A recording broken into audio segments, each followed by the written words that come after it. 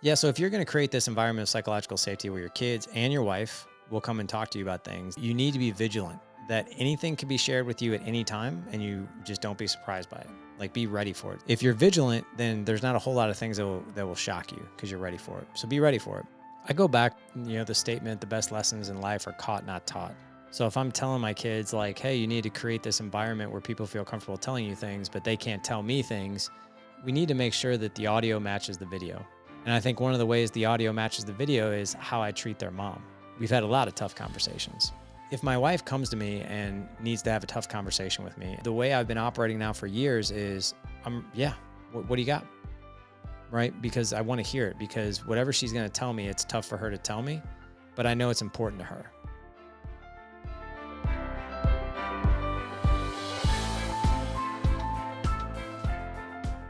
Larry, my brother, welcome to the Superhuman Life. What's up, Rich?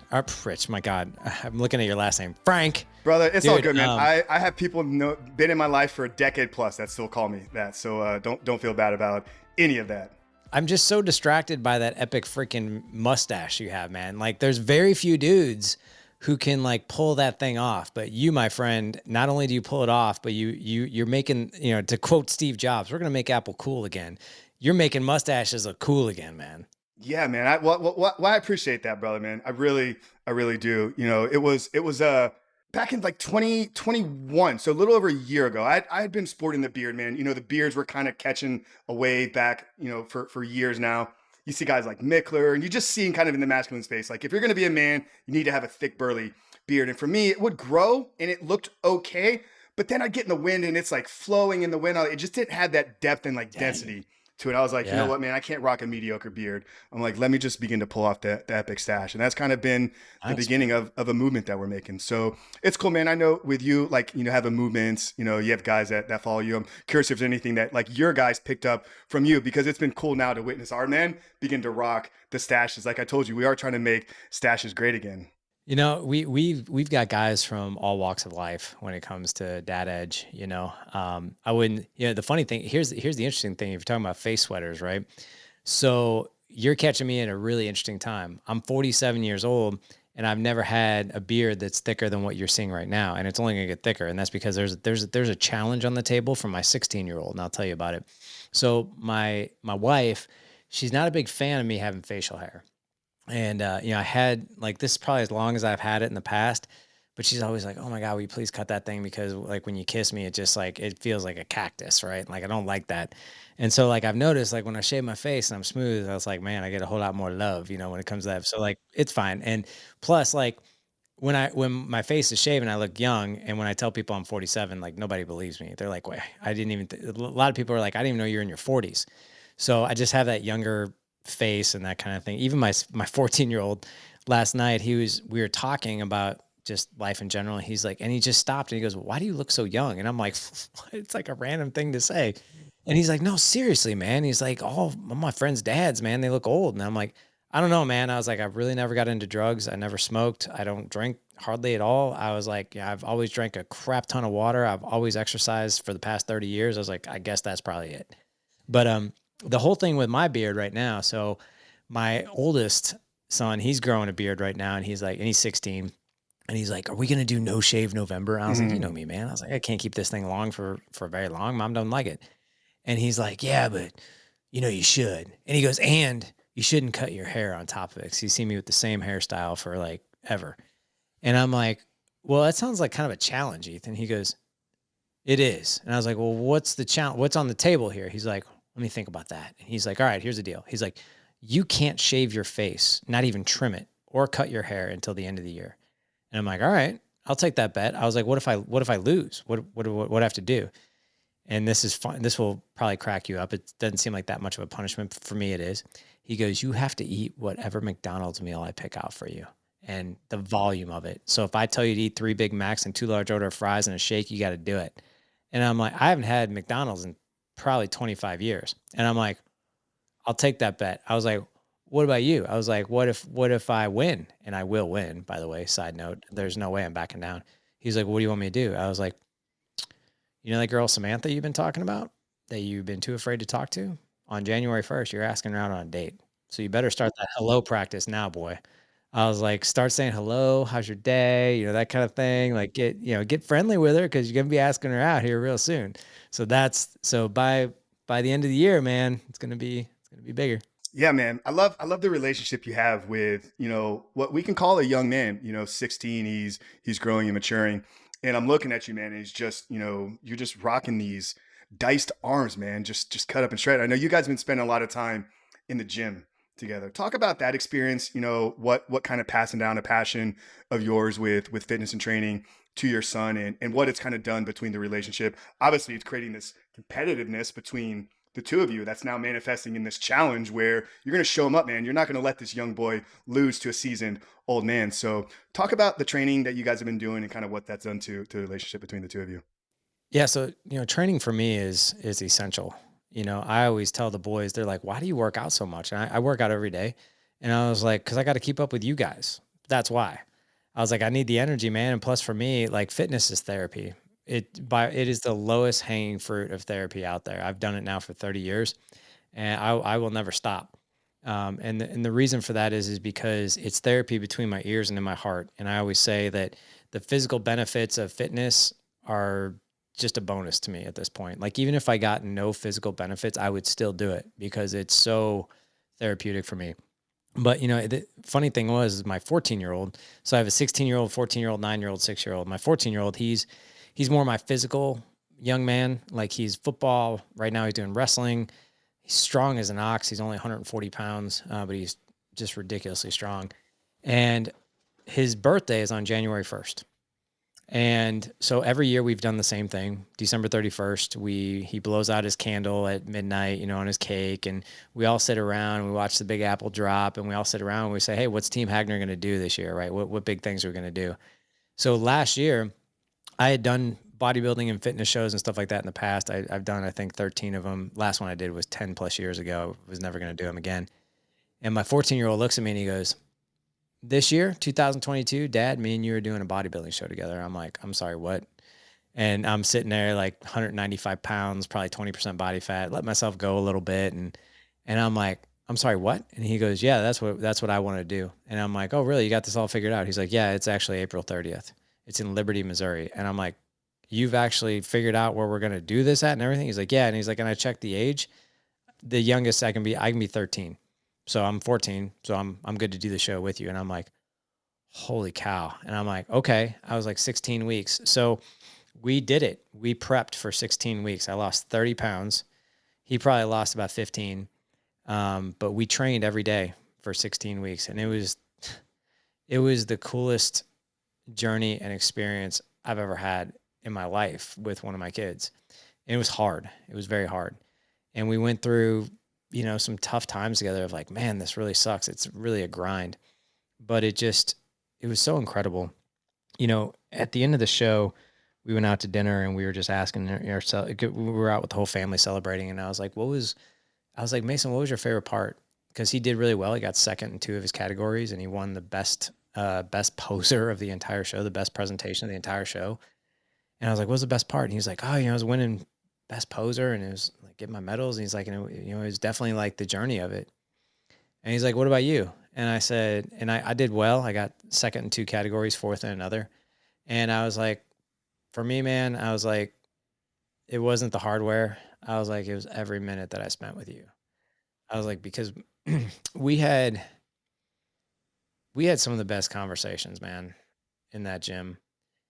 And Mason, he's my son that I'm close to, but I'm not. I'm very close to him, but we also butt heads. We're kind of the same person, but we're also different. And we don't butt heads in an argumentative way. We butt heads because we're a lot alike, and we sometimes don't know how to interact with each other. And for me, I told him, I was like, that time with you is something I'll go to my grave with a smile on my face. So, for us as a family, we've always worked out, in front of the kids, with the kids in the garage, go for a run, go for like, we're just all six of us were just really active. It's something that really binds us. I love that, man. And I think, hearing you talk about 30 years of it being a part of your life. And then, you made the comment, like, people look at you, they're like, there's no way you're 47. 2 weekends ago, I had a chance to attend my 20-year high school reunion. So, I'm a little bit younger than you, but just like you, man, training has been a daily, staple in my life for really 20 years now. I mean, I had some insecurities in high school. I was a little bit overweight, a little shy around women. And I was like, I'm not going to allow that to happen anymore. That first summer out, I was like, I'm going to do whatever I can to grow and build the confidence that I needed. And my body transformed like within 3 months, and it stuck with me. And, I did 10 years of competing, bodybuilding, and then I finished off in classic physique 2016 and in 2017. But everybody at the reunion was like, Frank, you haven't aged in 20 years. It's like, because I've been prioritizing my health. I've been prioritizing physical activity. I've been prioritizing supplementation, proper nutrition, hydration, sleep, recovery, all these components. So I'm curious, in the work and the men that you out there, what role does, physical training play in the Dad Edge Alliance or any of the work that you're doing with men? Obviously, if a guy is struggling with his health, he's not able to show up fully as a present father. Yeah, it's I would say, we don't force guys to do anything like that. Like and Dad is Alliance, you're talking about our mastermind community where we, host different challenges and different things to get men out of their comfort zone, but we have fun with it as well. We actually just implemented a new role in Dad Edge Alliance, which is called one of our guys. He's on the leadership team. His name's Caleb Clapp, and he is what we call our challenge commander. So he actually, what he does is he on a month by month basis, he institutes a daily challenge of the day, right? Some of it's physical, some of it's not, some of it's like it's just the challenge of the day. And it's incredible, like the wins that are coming out of like his challenges, but a lot of them are physical. So, we want to give men a taste of, being more physical and exercising. You don't need a six pack to be a healthy father, and you don't need to have like freaking huge arms and all this other stuff like to be a healthy father. What I will tell you is that if you do decide to do physical exercise and training, the overflow and the result of that is you're going to feel better, right? You are going to, in other words, you're going to feel emotionally better. You're going to feel mentally better. You're going to probably be more productive at work. You're going to be more present in your relationships because you feel better. It's like this overall feeling of just feeling better. My son and I, my 16-year-old and I were talking just last night about this, and he packed his lunch yesterday, and he came home, and I was like, hey, what'd you have for lunch today? And normally we allow the boys, like we encourage them to eat healthy, but we also know like there's gonna be some school lunches. They're gonna eat some pizza and burgers and all that stuff too. We don't try to, keep them totally away from that, but we just always are encouraging them to eat healthy, which they do. But my son, my 16-year-old told me, he's like, I brought we have like one of those pre-made meals like that we buy on a weekly basis or whatever. Pre-made meaning like it's all fresh, but like it's got chicken and some rice and some veggies and that kind of thing. Had like this buffalo sauce, and I was like, hey, did you bring that to school? He's like, yeah, I did. I was like, how'd you like it? He's like, I loved it. And then I asked him, I was like, how did you feel the last half of your day after you ate lunch? He's like, and he kind of thought and he goes, I felt really good. And I was like, what did your stomach feel like? He's like, it didn't feel full. I didn't feel weighed down. I didn't feel bloated.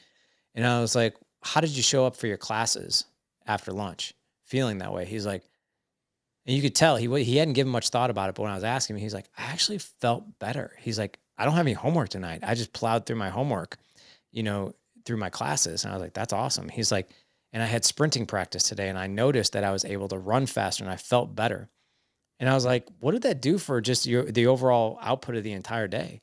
He's like, it just made the day better. And then he said it without me. He's like, I think I'm gonna pack my lunch tomorrow. But I'll tell you that those are the benefits, right? When you're eating healthy, when you're exercising, you have like these really nice outputs, which is like I feel better, I look better, I'm operating differently. And the last thing I told him was I was like, listen, I was like, you always give me a bunch of grief because I'm always eating healthy and I don't like to eat unhealthy. I was like, to be honest, it isn't that I don't crave unhealthy food. Like, dude, I've never met a McDonald's French fry I didn't like. But at the same time, if I eat that, I know how I'm going to feel. So that's why I just stay away from it. It's what I have to pay after I do something like that, which is usually I'm lethargic. I don't feel right. I feel like just vegging out, and I don't want to feel that way. Yeah, no, I love that. I think you said it's been over 20 years since you've had any McDonald's. I know you said you've been training for 30 plus years. Can you talk about those early years? Like where were you in life, and what was kind of going on? What was the the journey into fitness? I told you I overweight, athletic kid, like definitely, I wasn't not an athlete, multi sports, varsities and whatnot. But I think for me, it was the lack of the nutrition understanding within the home.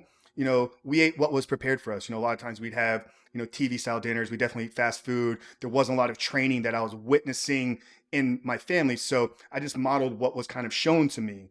So I'm curious with you, like what was kind of your entry journey into the training and the physical side of things? It was the opposite of how I'm living now. So I grew up kind of like you. For the first 17 years of my life, I was overweight. And I was the fat kid. I was the kid that everybody made fun of at recess. I was the kid that at a public school, at a public pool, I was, man boobs, lard ass, fat ass, all that stuff. I was bullied, beaten up, all that stuff. No girls liked me. No girls gave me the time of day. Finally, the turning point. This is a really humiliating story, but I'll share it with you. The turning point for me was I was 15. My mom had gone through her second divorce when I was 10, and she had dated a variety of just absolute train wreck losers, toxic men who are abusive. And the one that was living with us at the time was the cream of the crop. Like he was the most abusive, the most toxic, an absolute train wreck, horrible person to be around. But he was a very fit guy, and he used to compete in bodybuilding and was a trainer and all that other stuff. And he was living with us, and so was his son. So I went to a mixer, which is like this dance. Like our school hosted it, and basically you invite all the surrounding schools, and girls and guys can come to it and that kind of thing. So it was packed, and I'm 15, and I see this girl that I really wanted I was really interested in. I was like, man, that girl's so cute. And I was fat, overweight. And I'm like, oh my God, it's just going to be another girl that rejects me and whatever else. I don't know what it was in me, but I got the courage to go up to her at the end of the night because they play like the last three slow songs at the end of the night. I finally muster the courage, everything I had to go up to this girl. And I just took a deep breath and I went up to her. I was like, hey, I was like, would you like to dance? And she literally like stood back, gave me this look of like disgust. And then she did this. She looked me up and down again. And she goes, not a chance. And I remember that. I mean, dude, that was 32 years ago or whatever it was. I can't do math. Yeah. I remember that like it was yesterday. Like I remember the feeling of being so sad, so pissed, angry, and hurt. And I'm like, screw all this. Like I was just done. I went home, got a ride home with one of my friends. I walk in the door, tail between my legs. I sit down on the couch, and of course, I see my mom's boyfriend there, and I'm like, God, this sucks. So I sit there, I don't say anything, and he goes, what's up with you? And I'm like, what do you mean? He goes, you look like you just lost your dog or something. And I go, yeah, it was a pretty rough night. And he goes, I did not want to tell him about it because I was humiliated. And he goes, well, what happened? And I was like, nothing. And he goes, I think he said something along the lines of like, out with it. Like basically like, tell me. And I was like, all right, here's what happened. And I told him, and he's like sitting there taking it all in. And he goes, huh. He goes, well, I have one question for you. And I'm like, okay. And he goes, you sick and tired of being a fat ass yet? And I go, well, this night's just getting better.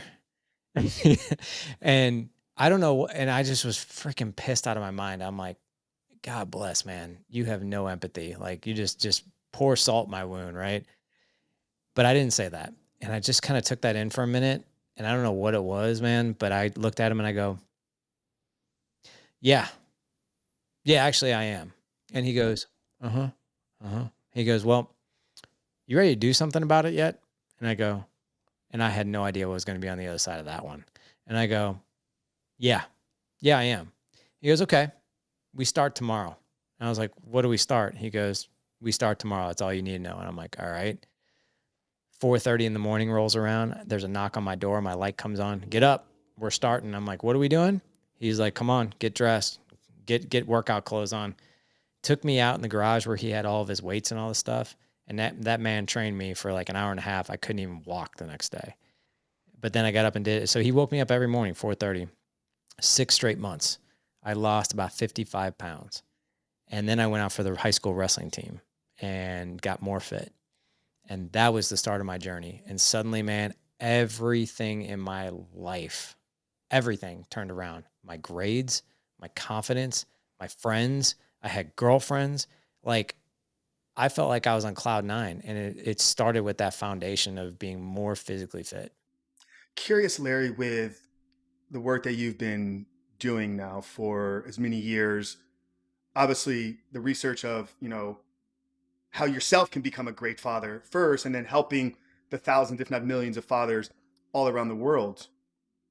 You made a comment like the lack of empathy, like maybe not the best way to handle that situation, like in the moment, but what would Larry today, founder of the Dad Edge, the man that speaks to fathers all around the world, have said to, I don't think he was your stepdad, I think he was just living at the time. Would you have changed anything about how he spoke to you? Because I don't think it's the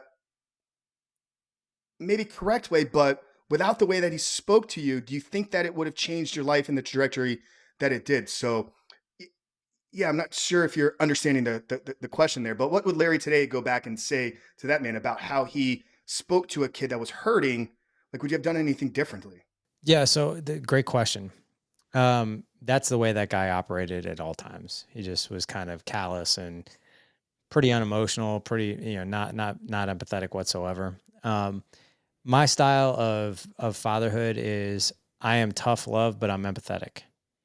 So like I'm going to hear you, I'm going to see you, I'm going to reflect back to you. I'm going to make sure that you are completely understood. And I might give you some tough love. Now I probably won't give it to you kicking the balls like that, but I had a conversation with my 16-year-old over the summer, like where he was sleeping in a lot, and he was trying to get ready for track season and cross country season. And he was sleeping in a lot. He wasn't getting a lot of things done. He was playing his Oculus a lot and stuff like that. And there was one day where I sat him down and I wasn't that empathetic person. I basically told him how it was. I was like, I've seen a few things this summer. And he's like, what's that? And I go, you're not, I've noticed you haven't really gotten a whole lot of things done that you wanted to get done. He's like, what do you mean? I was like, well, you want to be more physically fit. You want to work on your sprinting. You want to work on this. I haven't seen you do that once. I was like, you're not pulling your weight around the house. I was like, I see you like not doing much of anything, wasting a lot of your time. And he even told me, he was like, wow, he goes, that was brutal. I was like, yeah, and it's also the truth. It is. And I love you, but I'm also not here to, push rainbows and sunshine up your ass all the time. I didn't say up your ass, but basically that was the premise, right? And I was like, sometimes every now and again you're going to get some tough love from me and you kind of need to hear it right now. And it pissed him off. And then he came back to me the next day and he goes, that really made me upset. And I'm like, okay, I'm sure it did. He goes, and I really needed to hear it. So I think that there's a time and a place where tough love and kind of more like in your face style works really, really well. And there's a time it absolutely doesn't. Now, if one of my boys would have come home crushed like that, I would not have handled it like that. But I also don't know if I would have taken action any other way. If he was soft on me, maybe I wouldn't have. Maybe I'd still be overweight today. But yeah, I just think you have to really read a situation well. But to answer your question, I think different situations call for different approaches. You ask great questions. Obviously, it's the work that you've done in the podcasting that's probably attributed to that. But in hearing how you discuss and have conversations with your children, it's like you're not telling, you're pulling things out of them that they probably know, or you're going to lead them to certain conclusions based upon what needs to be best for them. So talk about, how you've gotten to this point where you have these relationships where it's not, I'm going to tell you, but we're going to get to these conclusions together.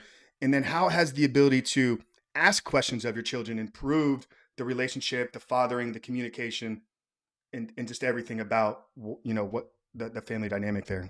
Yeah. So I think what you're really hitting on here is one thing that I pride myself on. Sometimes I'm great at it, sometimes I'm not, but my batting average is pretty high with it. And that's creating an environment of psychological safety. Psychological safety is where you can share anything on your mind and heart, and you're not going to be met with guilt, shame, blame, or pain. So I'll give you an example. Um, the very first time my mom caught me with a porn tape, a VHS porn tape, it was met with, you're disgusting, you're going to hell. That's a more like all these horrible things, right? That I was, you should be ashamed of yourself. What's wrong with you? I mean, I thought I was like an abnormal pervert, which, you talk to your friends and they're all doing the same stuff, right? So, that basically taught me, okay, I shouldn't go and talk to my mom about this stuff because I'm going to be met with this. So my style of parenting is I'm I'm the place, I am the person where you can bring all your dirty laundry and it's going to be met with whatever you tell me, I'm not going to be surprised, right? Or at least I'm not going to act surprised. And to date, I have been shocked with some of the things that have been told me, but not because I think they're abnormal, but because my kids have felt so comfortable telling me some of these things. Like I had a conversation, I'm going to keep it private with one of my boys where we were sitting there playing a game one night and he just openly told me something that he was tempted to do. And I'm not going to share what it is. It's nothing illegal, but it's something I would have never have said to my parents ever. And it was something he was tempted to do that evening. And I was like, what? And I met that way. I didn't meet it with like, what's wrong with you, man? You shouldn't be doing that. Instead, I was like, wow. I was like, man, that probably took a lot of courage for you to tell me that. And he's like, yeah, it did. I was like, God love you, man. I was like, how do you feel now? Like just saying that out loud. He's like, I feel better. I was like, cool. I was like, you want to talk through it? And he's like, yeah. And we did. And it was met with, he walked away from that conversation with a couple of different things. Number one, the temptation was no longer there. And what he wanted to do, he didn't do. Number two, he knew that the next time he was faced with something like that, he now knows he has a template and a blueprint and an experience that he can come back to me. And he knows that I'm going to be consistent with that. So back to your question though, I'm a big believer in I don't like to lecture. And I don't like to lecture because I think our kids just tune us out. And we think we have like these grandiose like pieces of advice and ways to live their life and all this other stuff. When in actuality, it's more powerful if they say it and I don't. So instead of lecturing, I just ask a lot of questions. And I'm happy to give you an example of that if you want. Absolutely. Yeah, let's run through this. And I'd like to, even maybe zero in a little bit more on what the men out there can do to have the tools to create these environments of psychological safety. Yeah. So if you're going to create this environment of psychological safety where your kids and your wife will come and talk to you about things, then you need to be vigilant. I always tell guys, be vigilant that anything can be shared with you at any time and you just don't be surprised by it. Like be ready for it. Kind of like a Navy SEAL, right? They're always battle ready. Always. Even in civilian life, they're always eyeballing a situation, right? They're being vigilant. Same thing. If you're vigilant, then there's not a whole lot of things that will shock you because you're ready for it. So be ready for it. So I'll give you an example. I didn't make the best grades growing up and for a long time and until I actually found fitness and then my grades turned around, kind of a crazy result, right? But I wasn't the best student and I always remember whatever grades I got was met with a lot of consequences, a lot of yelling, a lot of shouting, and a lot of lecturing, which all that made me, it didn't help a thing. So what I do with my kids is let's just say one of them comes home with a not so great grade, on a test. They might tell me, they'd be like, I got a D on that test, right? And I'll be like, man, thanks for telling me that. That probably took a lot of courage. So I always like to meet them with that, right? Thanks for telling me that. That probably took a lot of courage. And I make sure that I use the right voice tone. I don't say, man, well, that took a lot of courage. Because now that the meaning of that and how it lands for them is going to be different. It's more condescending, right? More insulting. But if I have that inflect of curiosity, like, wow, that probably took a lot of courage. Now it lands for them like, yeah, it did. So I'm like, well, great. I was like, well, so tell me about it. Tell me why you think you got the D. And they'll be like, well, and they'll tell me why I wasn't really ready for the material or I was ready for half of it. Some of the questions took me by surprise. Then they'll go through like some of the things, right? I don't need to tell them that they can tell me. I'd be like, yeah. I was like, well, let me ask you this. I always love this question. It's a great generative question. Anytime you have a bad moment as a kid, one of the greatest questions we can ask as parents is, if you had to do this situation over again, what would you do different? Basically what you're doing is they are debriefing their own situation. Like they're the ones who are debriefing it, not you. And they're like, I probably would have studied 2 more nights. I sloughed off, 2 nights and I tried to cram it all in one night. Or I only studied half the material. I thought I knew the other half and I didn't. or I would get with a group, and study as a group with people, that kind of thing. I think that would have got me a better grade. I didn't have to tell them any of that. They did. And what comes from them, they're going to be more driven to do, and they're going to have more skin in the game to do it versus me just telling them and lecturing them. I'm like, man, that's good insight. Well, let me ask you this. When is your next test? And they'll be like, well, I got one next Wednesday. Like, okay, well, based on what you've told me and what we've learned through this situation, what would you do different getting prepared for that one versus this one? And they will literally tell me the plan. I don't have to tell them anything. And then I'm like, that's a great plan. I think that's a great idea. How can I best support you? Would you like for me to check in with you? I can hold you accountable. If you want, I can even quiz you the night before. What feels right to you? And I like to use those word feeling, like what feels right to you, because kids are feeling people.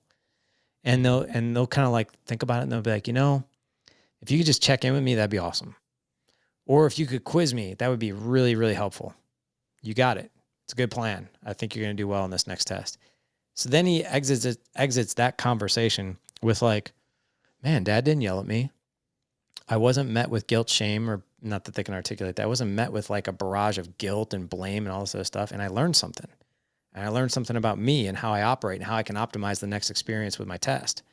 I didn't have to do a thing except for guide them with questions to get to their own solutions. And I think that's how you can create an environment of psychological safety. And guess what? Your kids will perform better because they have more skin in the game to stick to their plan versus the grandiose plan that I might have made for them. It's very much like coaching, Larry.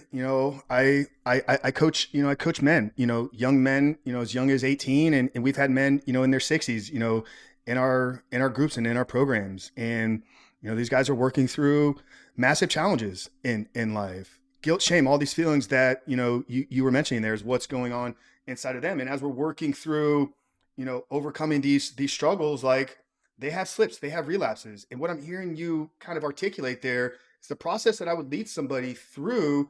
They're struggling with breaking free from an addiction to pornography. You had a slip this week.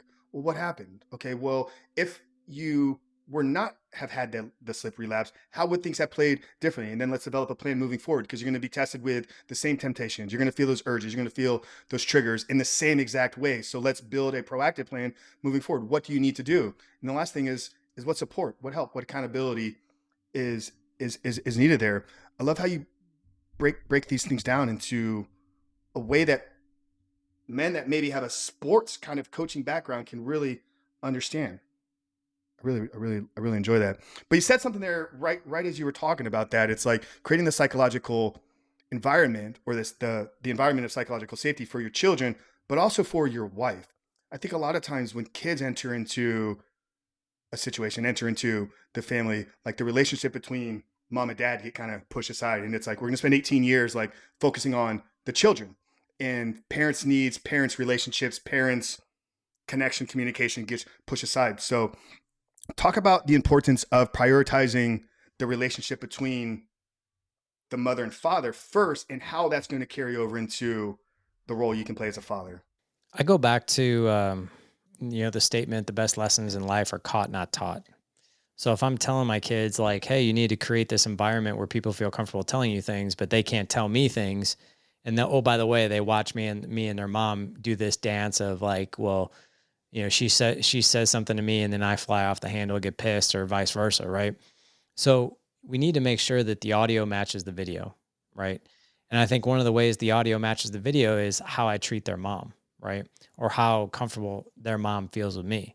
So like, you know, I've known Jessica for 26 years. We've been married for 19.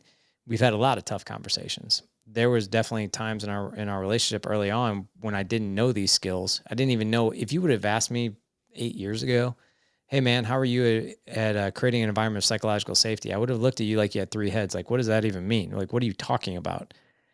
But now I know the importance of it.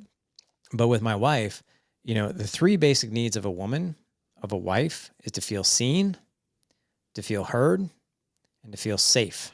Seen, heard, and safe. When those three needs are getting fulfilled, your woman feels amazing. Absolutely amazing. And by the way, just bonus note, the three needs of a man is to feel respected, appreciated, and validated. Respected, appreciated, and validated. When those three needs are being met on both sides, that's when your marriage feels like it's on fire, like it's unstoppable. So if my wife comes to me and needs to have a tough conversation with me, and there have been times where, she'll say something to me, she's like, I need to talk to you and I'm kind of dreading this conversation. Now, the old me would have been on the defenses. The way I've been operating now for years is yeah, what do you got? Right? Because I want to hear it, because whatever she's going to tell me, it's tough for her to tell me, but I know it's important to her, right? And how I meet her in that conversation will dictate whether or not she holds in what she wants to tell me in the future or becomes resentful with it. Emotional resent so things if you don't create an environment of psychological safety where people feel very free to share something that's on their mind and heart, and oh, by the way, they have to do it in a respectful manner. Just because we create an environment of psychological safety, that doesn't mean our wives can emasculate us, disrespect us, treat us like garbage. That's not what I'm saying. You're not a doormat with psychological safety. There's still boundaries. But if my wife has something she wants to share with me, maybe it's how I'm operating, or how, like, so for instance, when I was getting ready for that show that I was telling you about, my diet was really tight. I was kind of cranky. I didn't have patience with the kids. I was kind of disconnected from her. I was distracted. I was exhausted. A lot of the heavy lifting went on her because she was the one who was getting dinners ready. Like, I was training with Mason. That was building up resentment in her. It's like, man, like, doing all this work, and plus he's just not all that pleasant to be around lately. Now, I created an environment where she told me about that, right? And I met her. I was like, wow, that kind of sucks to hear, but you know what? You're absolutely right. I need to do something about that, right? Versus trying to defend it. Now, what happens is, I knew she was right, but what happens is I'm leaving the door open, and I thanked her for the feedback. I'm like, thanks for telling me that. If you see something out of line like that, please come back and tell me. So if she didn't tell me that, or if I have a conversation or she has an experience with me where she knows, like, okay, well, I can't talk to him about that anymore. That door is shut. But what happens is then she gets resentful. Emotional resentment is the cancer that will kill your marriage. It's the silent killer. It's when you go to the doctor and you're like, wow, you're in stage 4 cancer. You had no idea, right? But this is when, and guys will experience this when they roll over in the morning and they kiss their wife on the cheek and she looks at him and says, I just don't want to be married to you anymore. I'm just done. And he's like, wait, what? What are you talking about? Yeah, I'm just done. I've been done for a while. So if you're not creating an environment of psychological safety where these things can be shared with you or you share with them, you're creating an environment where emotional resentment will birth. And that is the metastases that will just absolutely destroy your marriage. What are some early signs that a guy can, hearing this right now and he's like, yeah, Larry, this is speaking to me right now.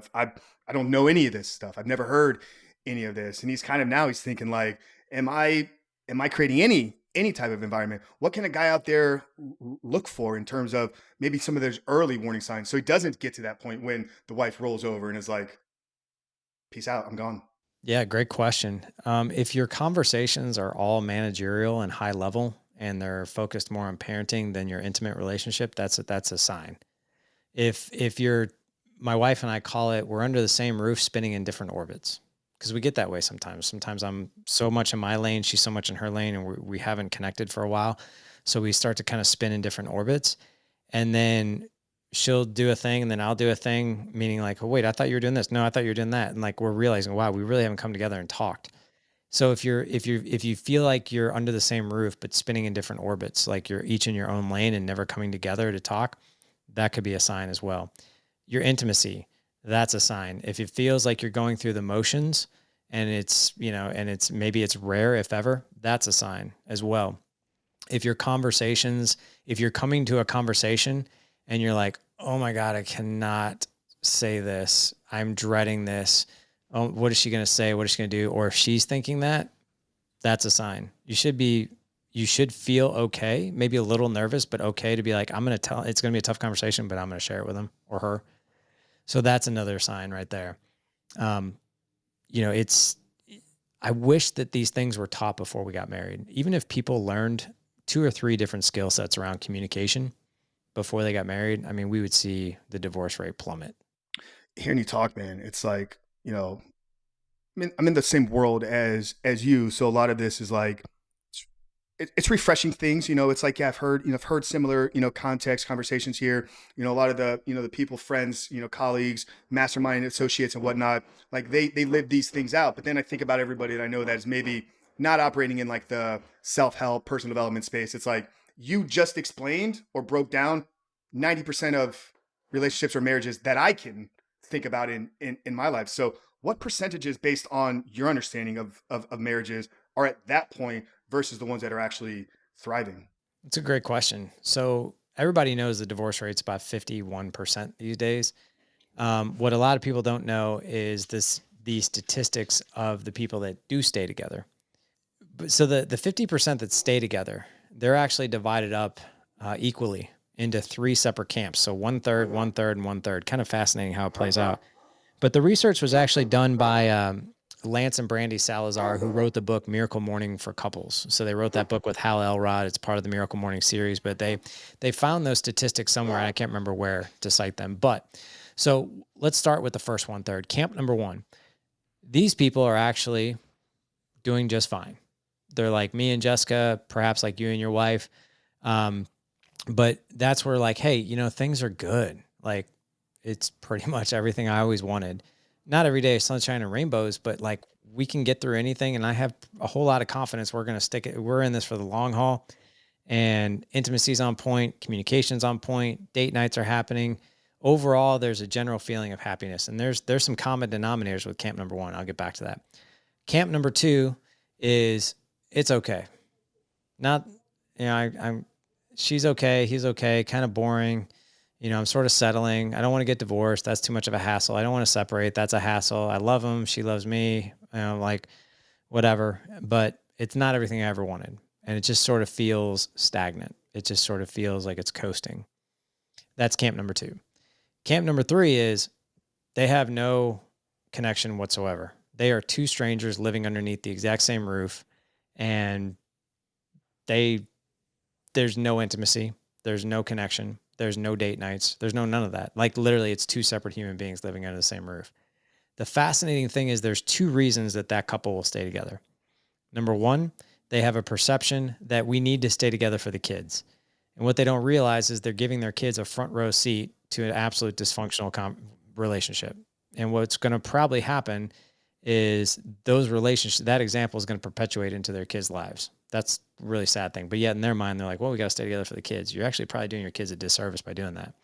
The second reason is financial. It's too financially devastating for them to break things off. So they're usually waiting for the kids to move out, and then they're just done.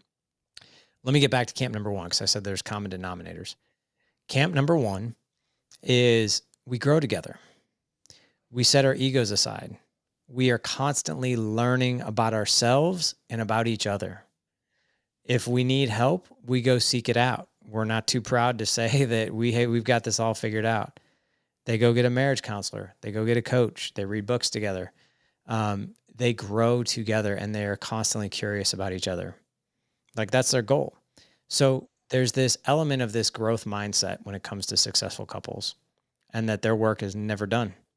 They don't rely on, I wish we were the way we were before kids. When I hear a couple say that, I'm like, that is ridiculous. That's like you saying, I wish I could be 27 again.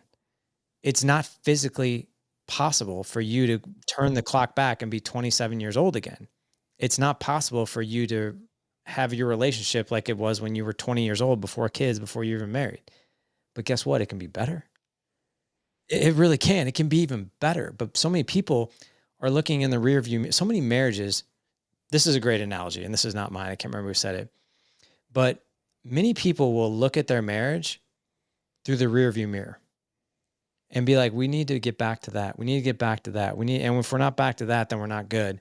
That's like driving from Minneapolis to Florida and looking at the rear view mirror the whole time.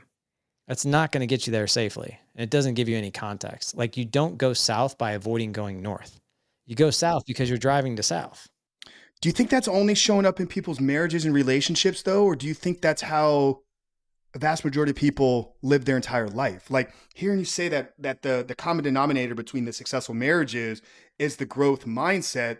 It's like, God, like here it is again. Like the principles for success in any endeavor are universal. How do you succeed in fitness? This 30 years, you're not doing the same workouts that you did when you were in the garage with the stepfather, you've had to grow, progress, advance, try new things in your business. I'm sure what you're operating from today and everything that you've created with the Dad Edge is not what it was when it was the Good Dad project. There's been elements of growth in you and your understanding. So I'm curious here, is this something that is only showing up in their relationships, or is this how it's showing up a manifestation of their entire view on life? Well, I think it's a little bit of both because I think it's human nature because we're uncertain about the future, so we look at the past for the experiences and the breadcrumbs. And you're exactly right. I mean, I remember when we were just Good Dad Project. I remember even 2016 when we started our mastermind and I was just leading one call team. Well, now we have 50 call teams per week. And we have a leadership team of 80 people now, 80 coaches that work within the Dad Edge. And I've got an assistant now. I have a COO, right? And all these things are vastly different than what they were 5, 6 years ago. But I'm not looking in the rearview mirror being like, I wish it was like that, right? Because I'll tell you, I mean, like with growth comes growing pains, right? And while the Dad Edge is like this fantastic organization, and it's a huge organization, a huge community now with a lot of people who are working through it. It's bigger, but that doesn't mean it's not, we're immune to pain. We absolutely feel pain, but we have to find new ways to remedy pain and grow versus like, oh, we should just treat it like it was back then. But it's not that way, right? It's different now. I love that, man. Love that. Talk about the pursuit of legendary fatherhood. I know you got a new project book that's up and coming. Tell us about kind of the genesis behind that, and what you're really excited about bringing to the world. Man, I'm really excited about this book. I had so much excitement writing the book, just because like I remember when I wrote the book, The Dad Edge, back in 2015, and it was about as basic as you could probably get. Like it gave you just 9 different strategies on how to connect with your kids, how to be more patient. Like it was like really kindergarten type stuff, right? It's great for a beginner dad. And what the pursuit of legendary fatherhood is it basically encapsulates everything that we've learned as a community through the podcast, through our mastermind, and I've put it into an 85,000 word book. Sounds big and daunting. I guess it kind of is, um, but it's divided up into 4 different sections. Number one is what men are faced with. I call that the drift, right?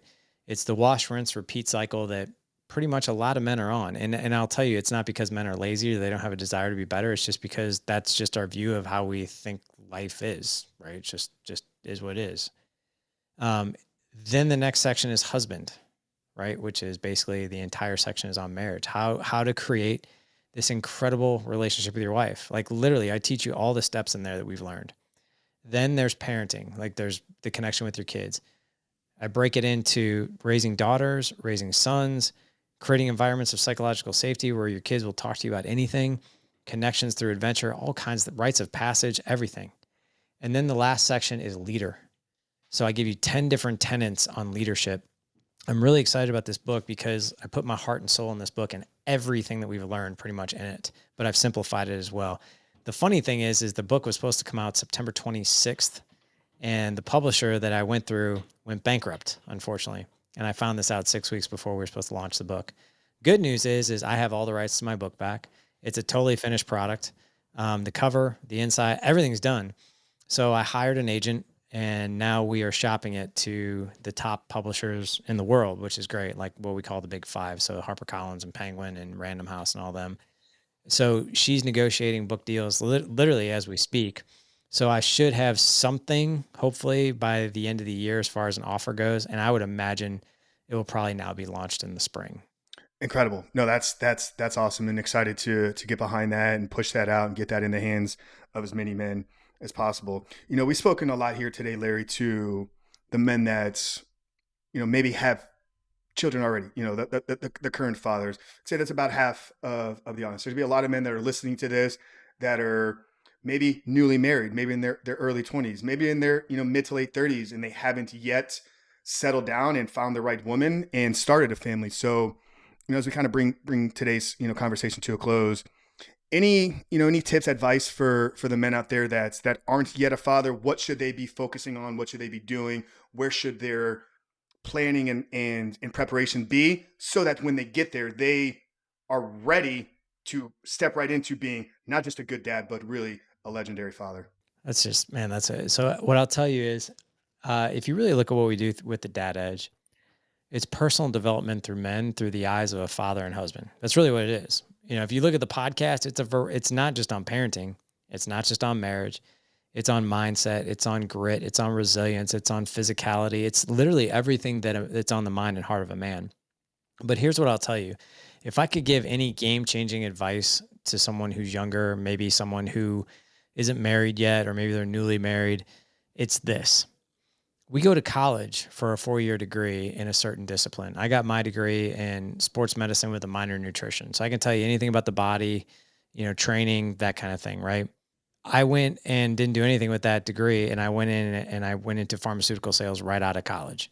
And I had to go through 12 weeks of training to learn all the science, the chemistry, the pharmacology, the sales, everything to learn how to do that job. I did that job for about 4 years. Then I went into medical device sales where I had to go get certified to basically be in the OR, to be in scrubs next to these doctors and train them on our products. So I had to learn our product, learn all about sterility, all that stuff. So I could do all that. I knew nothing about marriage. I knew basically nothing about relationships, and basically nothing about parenting. And I think that encapsulates a lot of us. Like, we're just like, well, I love her. She loves me. So that should be enough, right? We'll figure it out. And we don't go about that in any other discipline of our entire lives. Like, can you imagine if the US military, like if you showed up to basic training and they're like, hey, you know what? We don't do basic training anymore. Today you're a Marine. Actually, tomorrow we're deploying you. Not to worry. We got your uniform. We got your firearm, everything you're going to need.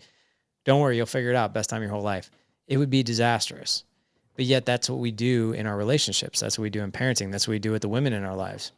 And what I'll tell you is, do not be afraid. In fact, embrace any training, any coaching, any mentoring you can possibly get your hands on, because it will make your life so much easier. I mean, I don't know about you, but when I became a father, I knew all these things I wasn't going to do. But when I go and buy a grill at Home Depot and I bring that thing home and I unbox it and I take the manual out, it doesn't give me 100 ways not to put the thing together. It gives me the one way to put the entire thing together. And I honestly think, Frank, that is the missing link in relationships and marriage. Because even if you boil this down to a driver's license, my 16-year-old, he had to take a written and a driving test where he actually had to drive with a highway patrolman in his car. And that patrolman had to be like, yes, you know all these things, you know all the rules. I'm signing off on this, that you can legally drive a vehicle in this state. We don't even do that in marriage. Can you imagine what it would be like if we were required to take 3 courses on effective communication with your wife? Just that alone, just 3 courses. And then you could get your marriage license. So I would approach and I would encourage men, never, ever, ever stop learning. There's no curriculum around this. You can try to wing it if you want, but that is going to be like looking for $1 million in a suitcase on a porch that you don't have a map to. And someone just told you, hey, there's $1 million in a suitcase on a porch. I'm not giving you the map, but you can go look for it. Like, you probably do that for all about maybe a day or two. And so that's the advice I'd give guys. Yeah, I love that, man. I can remember a few years back when I went through. This was with an ex, and I'm single, not a father, actually, at the moment, Larry. But I'd gone through a pre-married course at our church with an ex. I remember in week 1, the guy leading the group was like, 20% of you won't be together by the end of this. Like, and they actually encouraged like the really difficult conversations. And our relationship didn't end through the course of that. It ended a few months later, but I believe had we not gone through that, we wouldn't have been exposed to some of the challenges that we knew were going to show up and ultimately led us to ending our relationship. So I agree 100%. We need more coaching. We need more training. We need more guys like you. We need the dad edge in as many men's lives as possible. So I know you got a very very important text message right before we hit record here. So there's a beautiful woman waiting for your lovely time. So tell the guys where they can connect with you, where they can learn about you, the podcast, if they're interested in maybe joining one of your programs, or I know you guys got a lot of courses. So yeah, where can connect with you, and then we'll bring today's conversation to a close with our last question. Yeah, for sure, man. Best way to find me is thedadedge.com. I'm Dad Edge everywhere. So on Instagram and Facebook. And I mean, if you just Google the Dad Edge, you'll find us. If you're looking for any type of trainings that are free that we don't charge for, I have a whole list of them. There's about 5 of them. If you go to thedadedge.com/resources, you'll find I've got a couple things there for you. How to be fully present with your kids. I give you some training around that. How to create an environment of psychological safety. How to ask your wife. There's 25 intimate conversation starters, 21 days to an extraordinary marriage. I even have a course on patience, how to be a more patient, resilient father. So you can find all those over, like I said, thedadedge.com/resources. There's all kinds of free trainings we have over there. Absolutely. I appreciate that. And guys, we'll get all that information shared down. We'll actually put the Dad Edge and the resource link there as well. I highly recommend checking out Larry's podcast. I think over 1,000 episodes in, has had some of the biggest, most impactful, influential men in the world. So, Larry, as we bring today's conversation to a close with our last question, obviously the title of this show is called The Superhuman Life. I'm a man of faith. You know, I come from the belief that I do believe that we're here for a purpose. There's a calling on each one of our lives, but knowing that and understanding that you're here for a purpose is just the first step. We must show up intentionally and aggressively every single day in developing that purpose to bring it to the world for others. So I'd like to end every conversation here with the same question. Mr. Larry Hagner, how would you define living a superhuman life? I would say the best way to live is to what we say is live legendary, which means you live with leaving nothing on the table, nothing left unsaid, nothing left undone. And that could be something as simple as the way you say goodnight to your kids. Like, it's literally that simple. The way you interact with your wife, the way when I come to an interaction with somebody, I'm going to give them 125%, 150% of my attention. I'm not going to give them 50%. So living legendary is always asking yourself, is there more in the tank? Am I going to leave anything on the table, regarding this situation, this interaction, this thing I'm going to do? That's the way to live. One of the heaviest things in the world that we can carry is regret. It's regret. And I don't know about you, but I don't want to regret a damn thing. When I'm on my deathbed, my son told me, we had this really interesting discussion, and I think this is a great way to end the show. My 16-year-old and I had this really cool discussion yesterday, and he always tells me, I love my life. And man, as a father, dude, that almost brings a freaking tear to my eye. I'm like, holy cow, because I'd never said that at his age. In fact, it was the opposite. I'm like, you love your life. He's like, I do. He's like, I love my life. He's like, I go to a good school that I love. I play instruments that I love. I have parents that love me. Like, I always want to be home. I love my life. I love everything about it.